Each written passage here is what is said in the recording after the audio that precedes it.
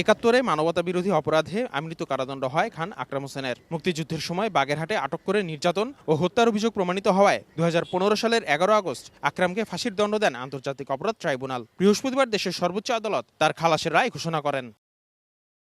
আসামিপক্ষের আইনজীবীদের দাবি, খান আকরাম হোসেন নামে যাকে মৃত্যুদণ্ড দেওয়া হয়েছে তিনি রাজাকার নন। রাজাকার আকরামের নামের সঙ্গে মিল থাকায় তাকে এই মামলায় জড়ানো হয়। আমৃত্যু কারাদণ্ড দেওয়া হয়, সেই রায়ের বিরুদ্ধে আমরা আপিল করি ২০১৮ সালে।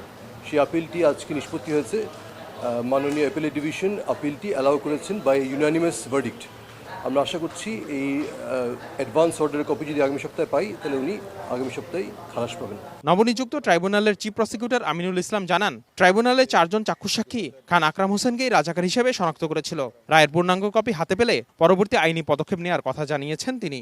বিচারকালে এই ৪ জন সাক্ষী ডকে এই খান আকরাম হোসেনকে আইডেন্টিফাই করতে পেরেছে। আমরা একই সাথে বলি যে এটা জাজমেন্ট, পূর্ণাঙ্গ জাজমেন্ট পাওয়ার পরে আমরা একটু দেখে তারপরে আমাদের আইসিটি ট্রাইব্যুনালের পক্ষ থেকে যদি আমাদের কোনো কিছু করণীয় থাকে তখন সেইভাবে আমরা আইনগত পদক্ষেপ নেব। চিফ প্রসিকিউটর আরও জানান, প্রসিকিউশনের অভ্যন্তরীণ দ্বন্দ্বে বিচার কাজে কোনো প্রভাব পড়বে না। শিগগিরই সমাধানের আশ্বাসও দেন তিনি।